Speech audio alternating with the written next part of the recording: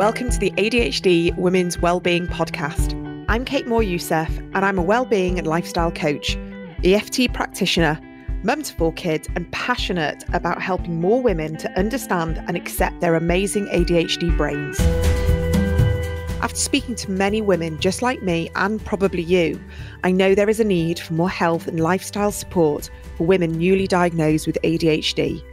In these conversations, you'll learn from insightful guests, hear new findings and discover powerful perspectives and lifestyle tools to enable you to live your most fulfilled, calm and purposeful life wherever you are on your ADHD journey. Here's today's episode. So hi everyone, welcome back to the ADHD Women's Wellbeing Podcast. I'm Kate Moore-Youssef, I'm your host as always. And today I have Momina Salim. And Momina is based in Dubai and she is a functional medicine health coach specialising in ADHD in kids. And we are going to be talking all about ADHD in kids, a more natural approach, but also how we as the parents can help ourselves where we're also helping our kids. Because I know there's a lot of women, parents that listen to this podcast who are being diagnosed alongside their children and they're navigating their diagnosis alongside, supporting and helping their children to thrive as well. And it's very tiring, exhausting, overwhelming. I'm one of them. So I'm just delighted to have you on, Momina. Welcome to the podcast. Thank you. I'm so happy to be here. So we were just talking just before we started recording, just really why you went into this field of, I guess, first of all, the functional medicine side, but also then very specifically with ADHD. Can you give us a little bit of a background as to what led you in this direction and especially sort of the more functional medicine side, which some people may or may not be familiar with?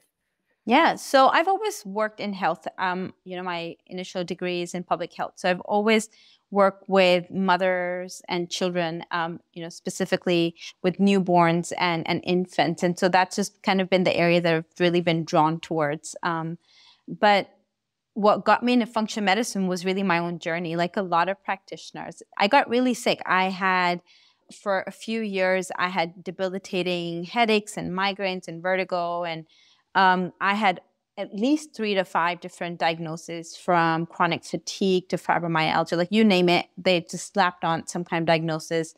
I'd been on all kinds of medication as well, which did not work. It actually backfired and made me sicker. And then just to manage that, they would give me another truckload of medication just to manage those symptoms. And so I was really in this place of desperation. I had an 8-month-old that I had to take care of.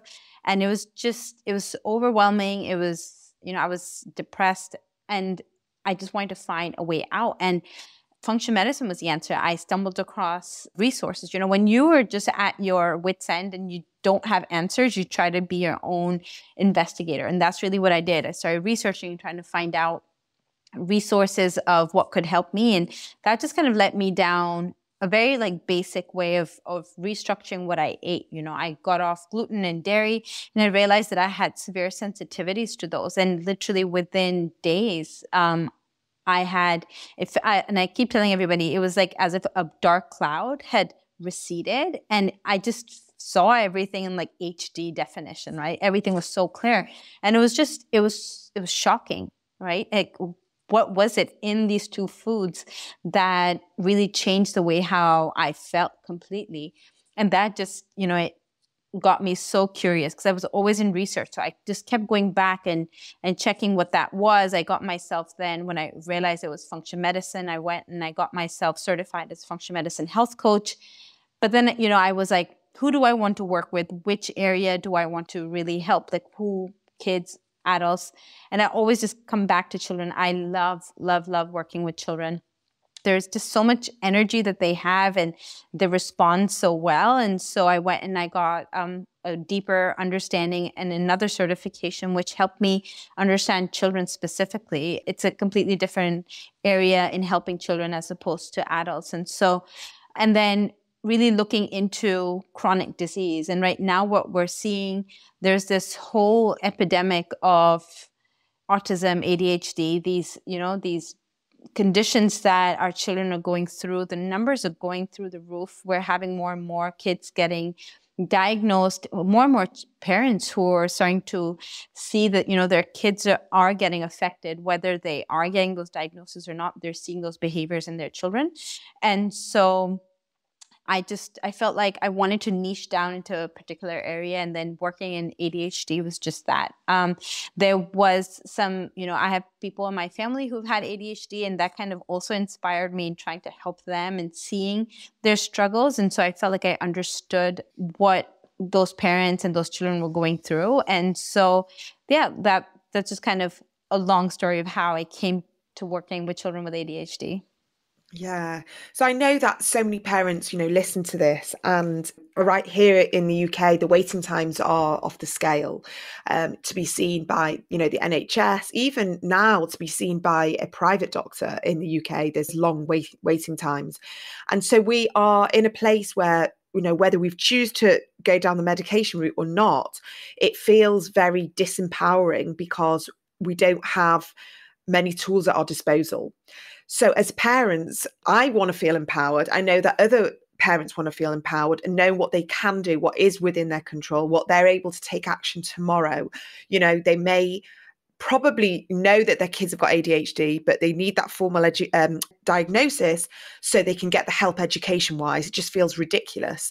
But if we as parents want to just kind of take the bull by the horns and just be like, right, tomorrow, things are changing. What can they do? What as a parent that is within our capabilities tomorrow to make a change to help our children?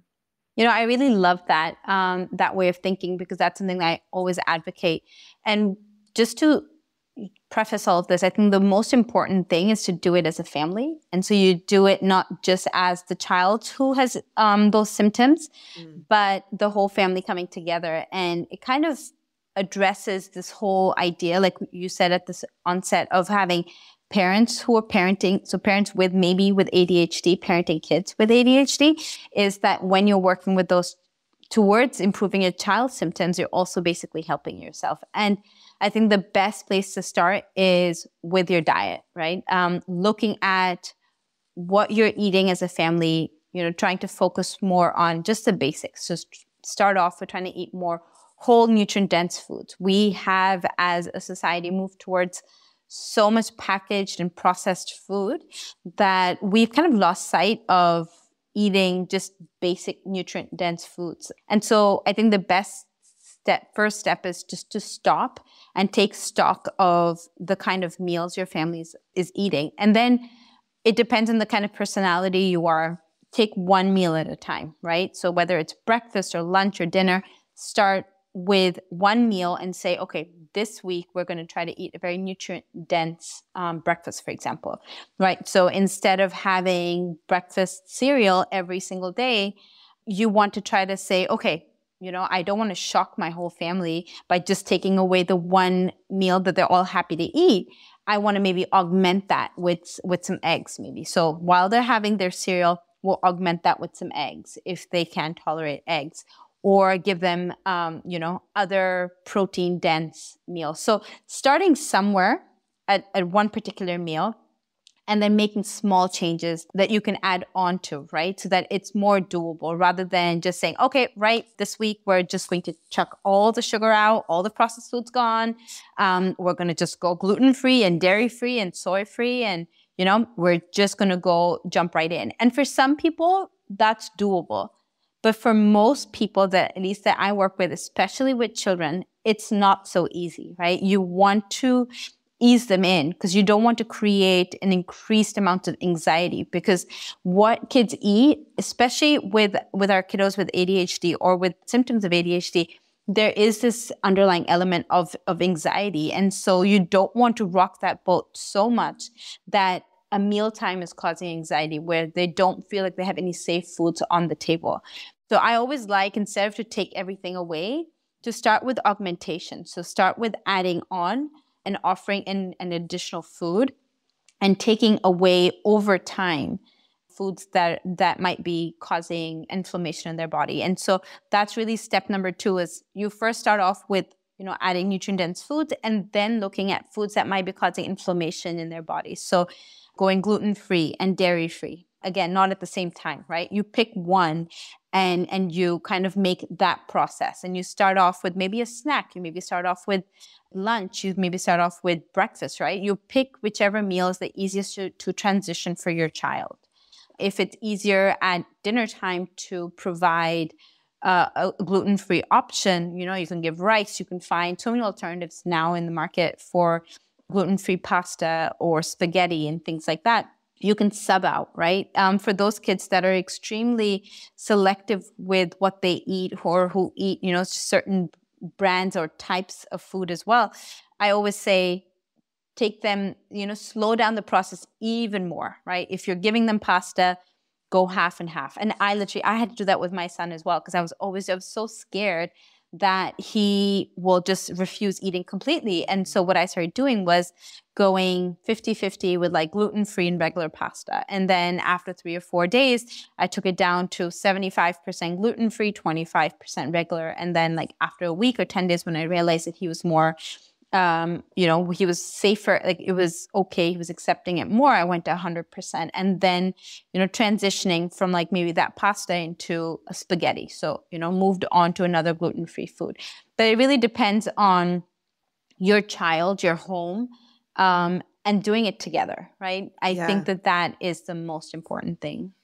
I mean, that's brilliant advice. And I think with our tendency with this all or nothing thinking that we do everything and it's got to be like perfect. And if it's not, we just like give up straight away.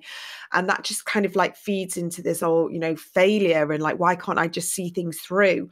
But what you're saying is like very small, stackable habits, very small behavior changes, like easy to manage, easy to tweak. And I love that what you're sort of saying is like that very slow mix of the gluten, because I've tried that with the pasta and I went all or nothing. And I just went, right, I'm going to just try the gluten-free. And all my kids went, I don't like this pasta. What is it? And I was like, right, that's it. I can never do gluten-free ever again. And I would love to try to be more gluten-free in the house and just start buying more gluten-free biscuits and bread.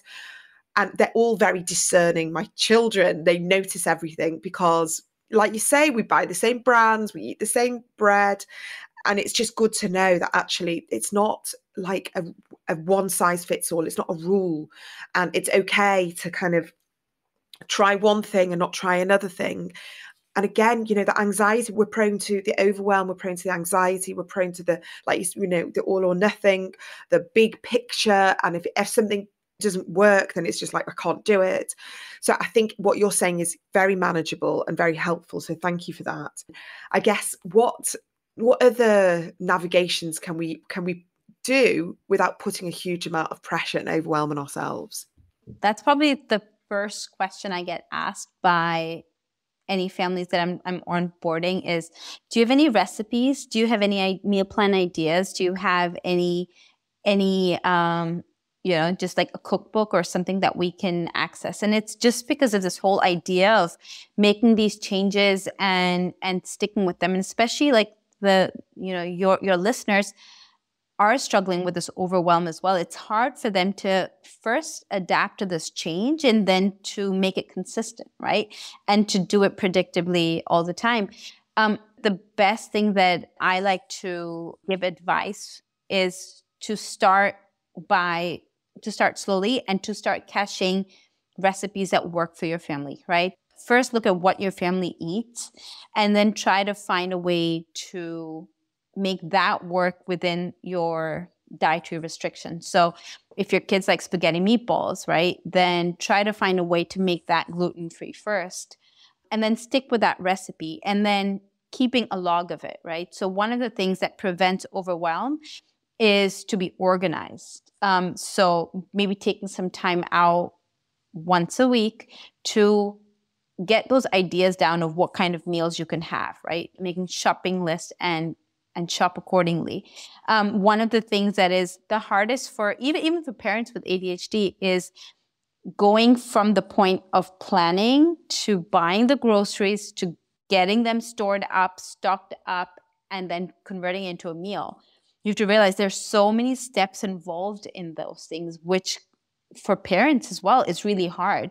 And so it's about creating a pattern and creating a system that works for the family. So if you have a spouse that does not have ADHD, leaning on them a little bit more for direction, leaning on them more for helping with the planning and guiding, and just doing it together, because you don't have to do it alone, right? That's one of the things that is so important, is teamwork is essential in making that whole thing. So just that first step of planning and getting things together, if you can do that as a team, I think that really helps. And then just being organized, I think that really helps with parents who themselves are struggling with ADHD, is just to make sure that you have everything organized and you have a lot of visual cues that remind you. So maybe on the kitchen, on your fridge, you've got your whole menu written out. You've got your shopping list written out there. And then there's a reminder on the way out, like by the front door. There's another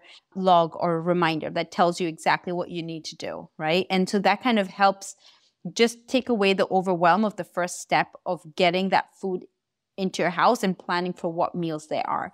And then once you have those meals planned, it's just going into a prep stage of, if you can take out some time to prep ahead of time, that again takes away a lot of the overwhelm at that particular meal time. But if you're someone who likes to cook right at dinner time every day, then just trying to make sure that you have that scheduled in. And what I've seen that helps a lot of children as well as parents who have ADHD is following a schedule and making sure that you have those visual cues in front of you, so that, at 5 p.m. Monday night, you look at your schedule and it says it's time to make dinner. And on that schedule, it says what you're making and where that recipe is. So it takes away that whole struggle of, at 5 p.m., what am I going to make? And then just like trying to rack your brain or go through your phone or go through your Instagram or wherever you log all of your recipes, and trying to say, where was that? Like, I can't remember. And then halfway through scrolling through your phone, you forget, and you start like going through your friend's Instagram. And these are real things, right? I mean, we all kind of go through that. And so it's just trying to help yourself achieve those goals. And then when you know that you have those kinds of nutrient-dense meals available and planned and prepped, and you've got the recipe right there, it's setting yourself up for success, because the whole family is going to eat a meal that is better for them. Yeah. Yeah. I mean, I'm listening to you thinking I need to do much more of this. But at the same time, we're talking about being organized, and we're talking about our executive functioning, and it comes in and it does sabotage things a little bit. And I love that idea of having the visual cues, having your meal plan on the fridge. Again, that's kind of like opposite to an ADHD brain sometimes, though, because being ahead of schedule and planning and having a routine, sometimes we like to just kind of like not know what we're going to have for dinner Monday, Tuesday, Wednesday, Thursday. But I see how much it helps, especially if you're working and you've got kids and you don't want to just kind of throw another ready meal in the oven. You want to kind of provide nutrient dense food. There is a system that has to be, looked at. And I'm in my head, I'm now thinking, I've got 4 kids, and most of them have their own dietary, and I would say most nights there's probably 3 meals going on in some variety. Like, one doesn't eat that vegetable, one eats this, one doesn't eat fish, one only eats that type of meat. And it's exhausting. And I work from home. If I didn't work from home, I can't even imagine. My kids probably would eat a lot more pizza and they'd eat a lot more pasta. But even that, I'm like, I need to remember to go and get fish. I need to remember to get meat. So I just feel very much that we are in a society where it almost goes against us to be able to feed our kids healthy food, especially with the economic climate right now, where every pound is, being spoken for, or every dollar or whatever, currency. It's very difficult. So I just want to recognize that and just send everyone, compassion, because I understand it. And I know what a lot of people are going through. So to add the extra pressure that we put on ourselves is really hard. I'm delighted to say I have a new podcast sponsor, Loop Earplugs.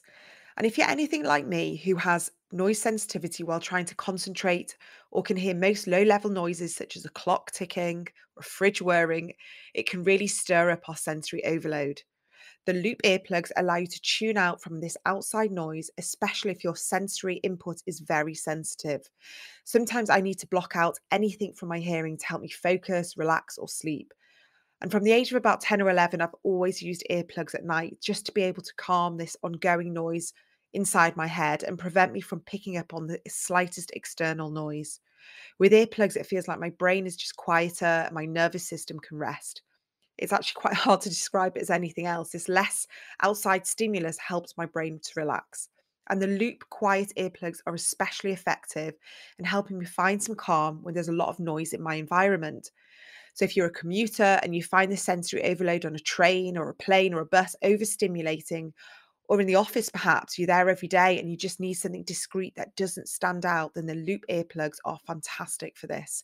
I also really like the loop focus because they just help me turn down some of that background noise to help me focus. Kind of like a ritual that I know when my loop earplugs go in, my brain goes into concentration mode. And the loop earplugs are designed to make all sounds less intense so we can hear what's happening around us, but allows us to process the sensory inputs at a pace our brain prefers without reacting to every little noise. The earplugs look super cool and are very subtle. They come in great colours and are easy to clean. And most importantly, they come in lots of different interchangeable sizes. So you'll always find a size that fits comfortably for you. I love these loop earplugs so much. I've asked for a discount for you all. And so here it is. It's Loop XWW for 15% off. So you need to head to loopearplugs.com, enter the code LoopXWW, and you'll get 15% off. I'll also put all the details in the show notes so you can just click straight through. Now back to today's episode. The very first thing we need to stop doing is labeling food as good and bad. And so even if it's pizza, we're still feeding our child and they're still getting food. And so there are days when they're going to eat pizza and that's okay. And there are days I rely on pizza for my family. But what I've done instead is that I still want it to be really fast. And the way that I do that is that I've kind of figured out what works. And so getting gluten-free pita bread, throw in some tomato sauce. Maybe if I have some protein, I'll throw that in, throw in some broccoli, throw in some cheese on top and call it a day. It's still pizza. But I feel okay because I know that there's been a protein and there's been a vegetable, if that, right? We need to take the pressure off of ourselves of like this all or nothing, like you said earlier. It's okay, right? If overall we're trying to feed them a very nutrient dense food, 1 or 2 meals here and there is not a bad thing. And one of the things that I wanted to kind of highlight was the fact that for a lot of parents who have ADHD, this is also a muscle that they're flexing, right? And so it's okay. If Monday and Tuesday they eat the best meal and by Wednesday and Thursday you just can't get yourself to do it, it's okay because you're getting there, right? And it's not about, the idea is to keep trying and not to just give up, to say, oh, I can't do this, or, my child is not benefiting from this. It's about trying every week in, week out, saying, okay, I'm going to try to do the best that I can. And the best thing is that these parents understand what their child is going through. And so that child who is also struggling week in, week out, they're also trying their best. So as a family, you're just trying to do the best that you can and growing bit by bit. The more you exercise that muscle, the more it becomes something that you do as a family, right? When we look at how organization and planning is such an intrinsic part of executive function, like you mentioned, just by practicing week in and week out, we become more and more in tune to using those strategies. It's about practice. And so when a lot of our children, they go for therapy, that's really what they're teaching them, is getting them more and more used to using those strategies, using scheduling and practice and just getting them on that. And so it's the same thing for us parents, right? We just need to practice. We need to go easy on ourselves as well. We're in the same boat where a lot of times we're just figuring out after so many years that we have what our child has. And so we're pretty much in the same boat of developmentally just helping ourselves, just developing these coping mechanisms. And so just go easy on yourself. Take it week by week and just try the best that you can. It will get better. There will be weeks where every single day you might, stick to plan, but then there might be some weeks where you're not. And so that's where the idea is to nourish our kids' bodies so that they're able to withstand that, because this is real life, right? They're not just going to eat, these like huge bowls of vegetables at every single meal for the rest of their life. They will be exposed to food that might be inflammatory. And that's what we're trying to do. That 80% of the time we're trying to feed their body nutrients that can help withstand the inflammatory foods the other 20% of the time. Yeah, I like that a lot, because it's especially kids, like you say, they're not going to go, oh, please can I have a big, huge bowl of vegetables? I have this tendency to make soup, and my kids go, what soup is it? And I just go, it's nice soup. And they go, well, I want to know what's in the soup. And I just kind of like, sometimes I just throw in loads of vegetables, and I just think, right, the only vegetable they really like in this soup is carrot. So I go carrot, and they look at it and it's like kind of green and it's got like speckles in. And I know there's like leek and courgette and broccoli in there. Everything. But they sniff it out. Like, these kids are like the highly aware of what we're trying to do. So it's kind of also recognizing that it is a bit of a rite of passage, that kids are going to be more likely to want to choose the fast food, the sugary food, the fizzy food, and also recognize that there's only so much control that we can have on this. And sometimes when we go over the top, like we push it too much, it can go the other way. And so it is that fine line of being aware and doing, listening to people like you, and it's amazing all the, the fantastic knowledge that you have and the wisdom, but also kind of like going easy on ourselves and our kids, and hope that as they get older, they will notice themselves. So interestingly, my daughter came back from a birthday party yesterday, and there was loads of sweets, loads of chocolate. Then she had birthday cake, and she's highly sensitive to everything that she eats. When I feed her well, when I give her something like really good, like full of protein and nuts and yogurt and all things like that, like I see like how she thrives. It's so immediate. Like, she is the most sensitive out of all my kids. But then on the flip side, she'll have the sweets, the chocolate, the juice, all of that, and her behavior just goes off the wall. And yesterday we were talking, and she just said, I actually don't really like sweets. And I said, why? She goes, I don't like how they make me feel. But as a kid, she knows that she wants to eat sweets with her friends, and she knows that's kind of like a child thing to do. So she still kind of wants the sweets, but knows. So I'm hoping that as she gets older, she'll be like, okay, you know what? Like, I've done the sweet thing. I don't like how they make me feel, and I'm going to, try and work it out on my own. So would you say that a lot of the time that when you're working with families, it's imparting them with the wisdom and the knowledge that you have, and then allowing them to, empowering them with making the decisions and the choices that are right for them and their kids? And hopefully, what we want is kids who are going to be resilient and who are going to want to take control of themselves. And we're not going to have this codependent relationship of a mum or a dad still, telling the 18-year-old, 20-year-old that you need to be eating that, don't eat this, because we want, a self-responsibility, in our kids as early as possible. Yeah, one of the things that I really like to work on with parents, and this goes on quite early on, is just talking about food and how food makes them feel. And you will be surprised that even kids who are 5 and 6 years old, the kind of feedback that they will give you and how they feel when they eat something is pretty amazing, especially when it's sugar. It's because their taste buds go towards more sweet, sugary foods. It's just the way how it is. It hasn't adapted to be more complex as us adults are. And so they're willing and wanting more and more of that, right? It's just kind of how they gravitate towards that. But about starting this conversation with them earlier on of how their body's being nourished, and allowing them to kind of connect back to the cues, because kids understand their body cues better than adults. We have over time taught ourselves not to listen. Kids will know when to stop, right? When they've had too much. It's just as they get older, they intrinsically, like the way that our society and the cues that we're getting from it is that, you could hush that and just keep eating as much as you want.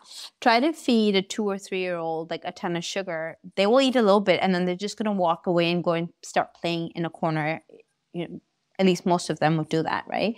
And so it's about creating these conversations at home, whether it's at the dinner table or it's like, when you're just going around and walking and talking and connecting with your child about how their body feels.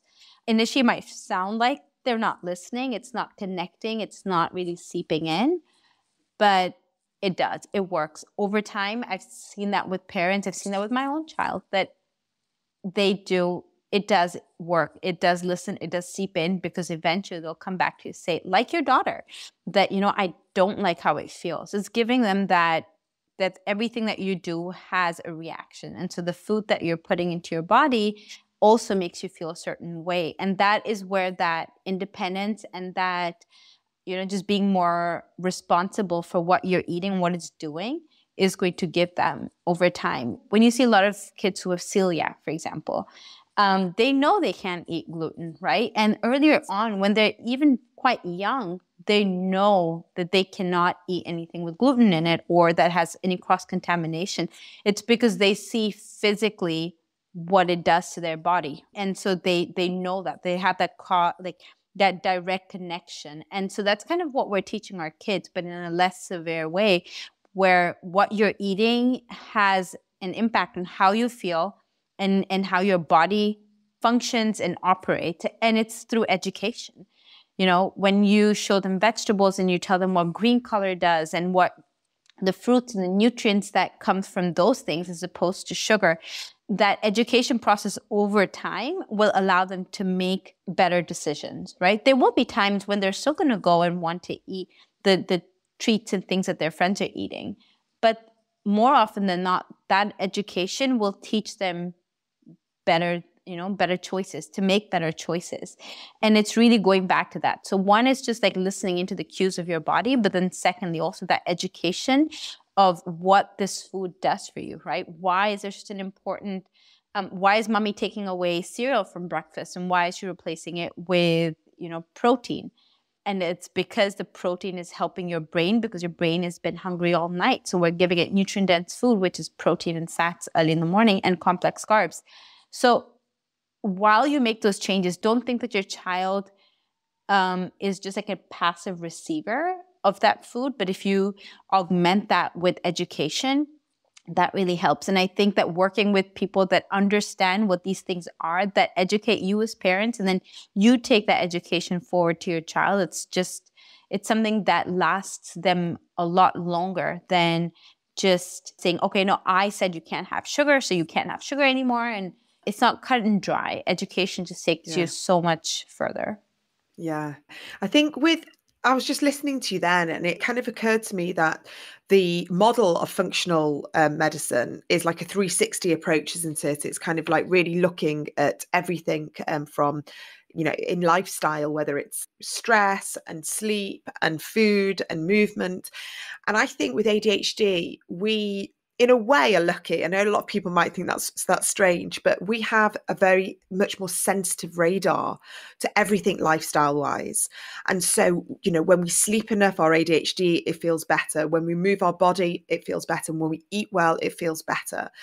And so, yes, when we don't know it's ADHD, it's a real, thorn in our side. It's like a ball and chain that we just can't remove. But when we have the awareness, it's like, okay, yes, it's harder work in the short term because I need to kind of make some changes, but actually to have this radar system that is telling us what's off all the time, telling us that we're up on our phones all night and we're not getting enough sleep, we're going to feel the effects. When we're eating, we're not eating the right nutrients and enough protein, our brain, we really feel it. So in a way, functional medicine and ADHD go really, really well together because we are able to make lots of changes in our lifestyle and we can see the impact. I'm not saying medication can't come under this, because I do believe that the medication can help with lots of other things. But if we're supporting our lifestyle as a whole alongside of that, it really is, it's a game changer. I mean, before we finish, what would you say from a functional medicine perspective is also very helpful? You know, nutrition aside, what else do you recommend for your clients? Yeah, so you kind of talked about some of those things, and there really are, like we talked about it just being a whole base and platform that we want to build it on is sleep, right? Making sure our kids are getting enough sleep. But then when we're looking at sleep, we're making sure it's good restorative sleep, right? It's not just if we say that our child is sleeping for 10 hours, that they're going to be extremely it's going to be restful sleep. Maybe not, right? Looking into the fact that are children mouth breathers? Are they snoring? Are they tossing and turning a lot at night, right? Looking at those kinds of things to make sure that sleep is not a concern. Just getting enough hours is not the only thing, but we need quality sleep. So that's one huge piece of this whole ADHD puzzle that we're trying to figure out. Another thing is physical activity. And one of the things is that the ADHD brain is always trying to seek more and more dopamine. And so, for a child who is hyperactive, it's because their body's moving constantly to get more dopamine.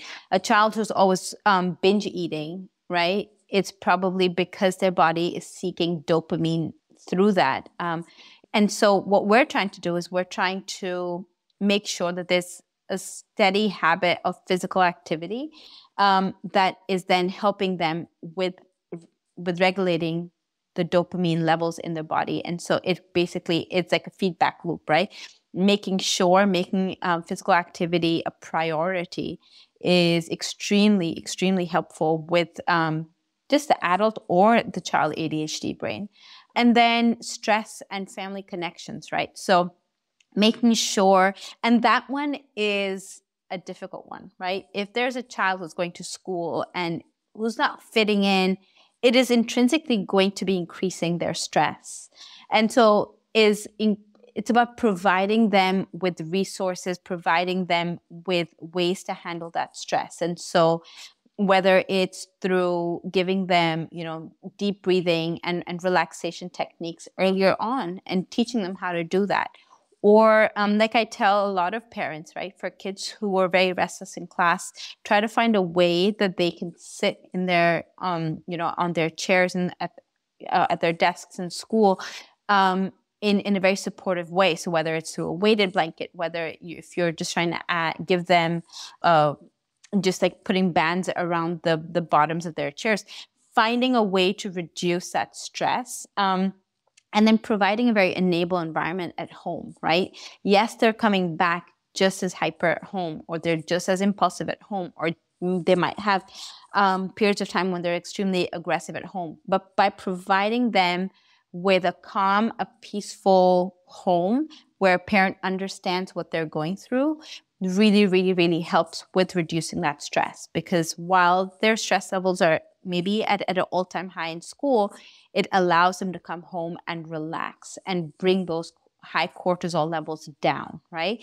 When that child is in a state of high cortisol, high stress all day, whether it's at school, if it's at home, whether it's out at the playground, they just don't get a chance to calm down, right? And then we expect them at the end of the day just to like shut off and go off to sleep the moment we put them in bed.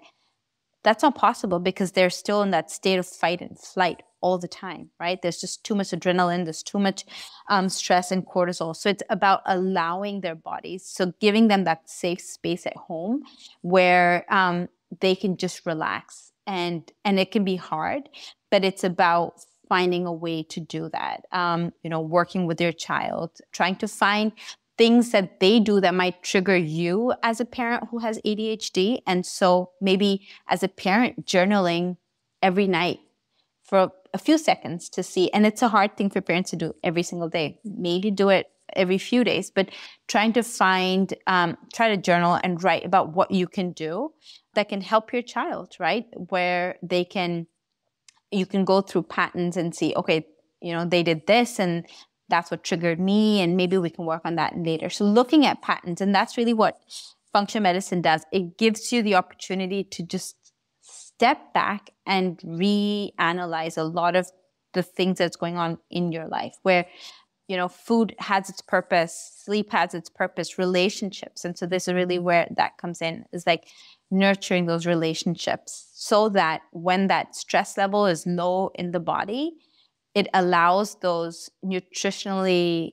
superior foods to help really heal the body and reduce the inflammation. You can provide your child with the best diet, but if their body is in a state of stress and fight and flight, it doesn't matter because their body's constantly just on edge and it can't bring those inflammation levels down. And so everything has a purpose, but if you can try to bring all of those things together and helping them with that, it really, really helps. Yeah, I mean, I'm just thinking when you talk about the connection side, like I know, I see it, when we've had a crazy few days and my husband and I have been flying in and out the house and taking this one here and the other one there, and we've not sat down as a family and all of that, I can see like things start getting a bit frayed. I see behavior and I see anxiety, and I see then the opposite if we've had days like where it's been more calm and relaxed and we've had time to sit and I've been able to sit and read my daughter a story and have a cuddle and chat. Like I feel better. Like I just, love that kind of connection time and that calm time, and it allows me to have perspective on things. And again, because I've got ADHD, I'm always thinking about the next thing. And I'm always pulling myself back to the present of wanting to achieve and do and produce. And actually, my daughter is getting older and older. And all I want to do is just kind of like have time with her and sit with her and talk to her. And that now has become more of a priority of when I'm not working. Like just those 10 minutes can be a huge thing, like sitting around the table and having a conversation with my kids. Instead of being like clock watching and like, oh, I need to get to a meeting or I need to do this. I'm like, now, no, Kate, stay here in the present, because before you know it, this is all going to go and your kids are going to, leave home. And so it's like, it's this constant balance. But what I think what you said was that pause, that step back, this noticing, and it's constantly sort of like tweaking and changing and adding things and taking things away, and just having the knowledge that it's okay when things go a bit, off schedule, but we can pull things back. So I really appreciate everything you said. I think it's such great practical advice. And I think it'll be, hugely helpful for people who are navigating all of this. They may be navigating it for their kids for a while, but now they've got more of an understanding for them. So can you tell people how they can work with you? What resources you've got available? Because I know that a lot of people probably would be interested.